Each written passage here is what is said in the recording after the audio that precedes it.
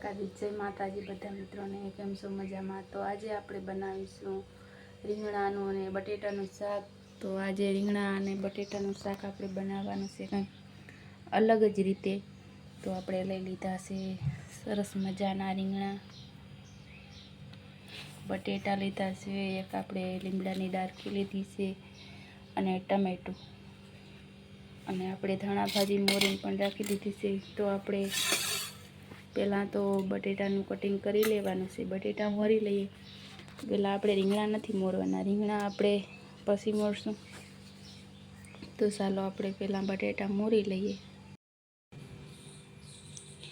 તો આપણા બટેટા પણ મોરાઈ ગયા છે. આપણે બટેટા મોટી સાઈડના રાખ્યા છે, જોઈ શકો છો, મોટા મોટા મોર્યા આપણે. અને ટમેટા પણ મોરી લીધા. આપણે રીંગણા બાકી રાખી દીધા છે. રીંગણા કારણ કે બટેટાનું શાક, બટેટા સળી જાય ત્યારે આપણે રીંગણા કટિંગ કરીને નાખીશું.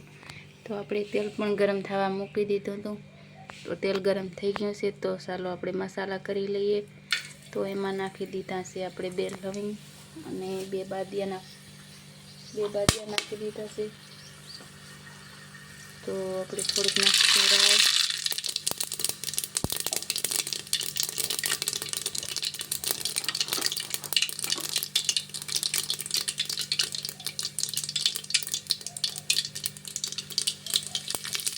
થોડુંક નાખી દીધું છે આપણે જીરું,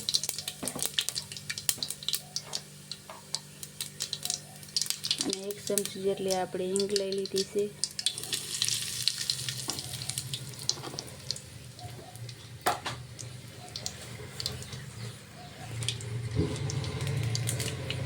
અને મીઠા લીમડાના પાન,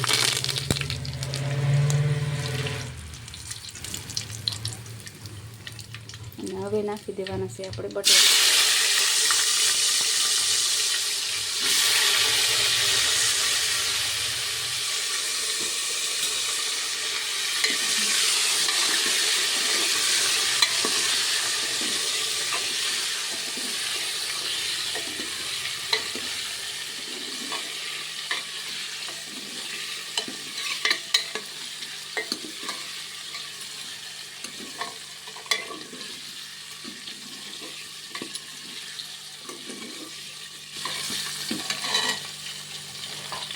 બટેટામાં આપણે તેલમાં કડીક ફેરવી અને પહેલાં તો આપણે મસાલા કરી લઈએ બધા.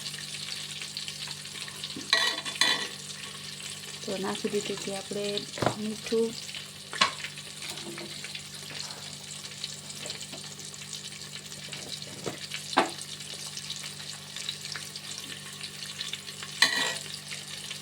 અને હળદર,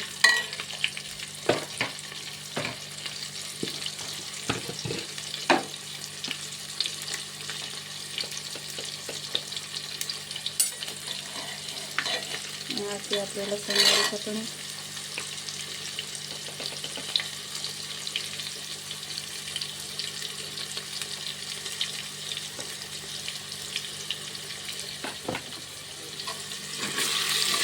આપણે એટલા મસાલા થઈ ગયા છે. આપણે ચટણીનો વઘાર પાકી જાય ત્યાં સુધી આપણે થોડી વાર બધું મિક્સ કરી લઈશું.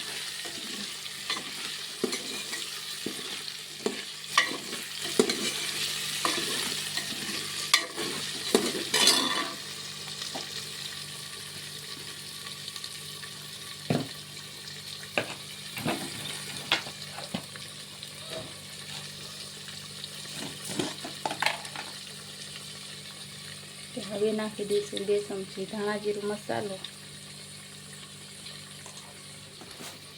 અને આપણા ટમેટા કટિંગ કરેલા પડ્યા એ પણ નાખી દેવાના છે.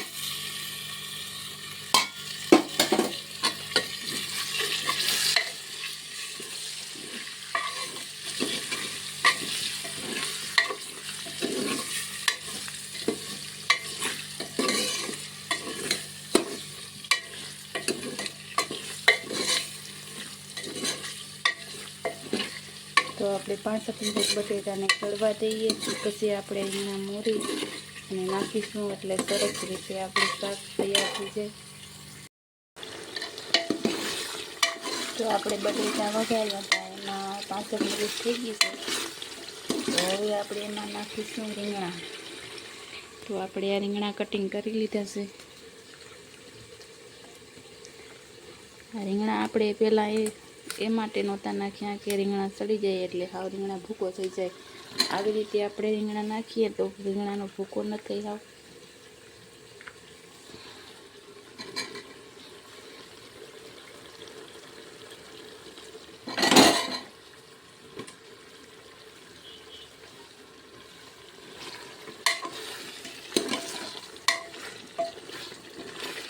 બસ આવી રીતે આપણે મિક્સ કરી અને કુકરનું ઢાંકણ બંધ કરી દઈશું. અને 2 વિસલ થઈ છે ત્યારબાદ આપણે બીજા મસાલા કરી લઈશું.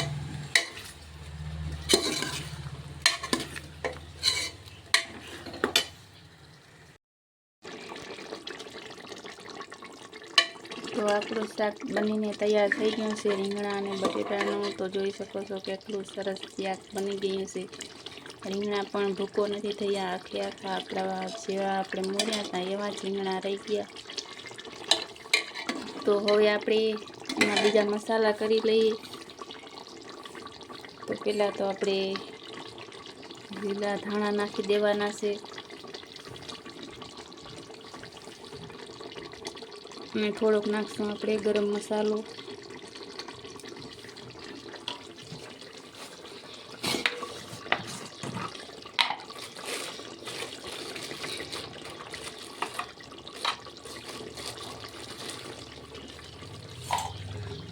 ને થોડીક નાખશું આપણે ખાંડ.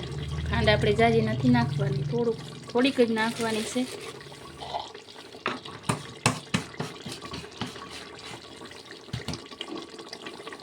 અને હવે નાખશું છેલ્લા આપણે અડધું ફાડું લીંબુનું.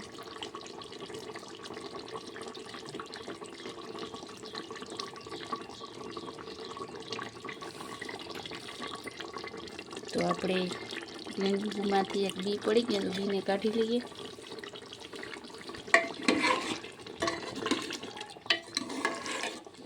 તો કેટલું સરસ આપણે શાક બનીને તૈયાર થઈ ગયું છે. તેલ પણ છૂટું પડવા લાગ્યું છે, જોઈ શકો છો.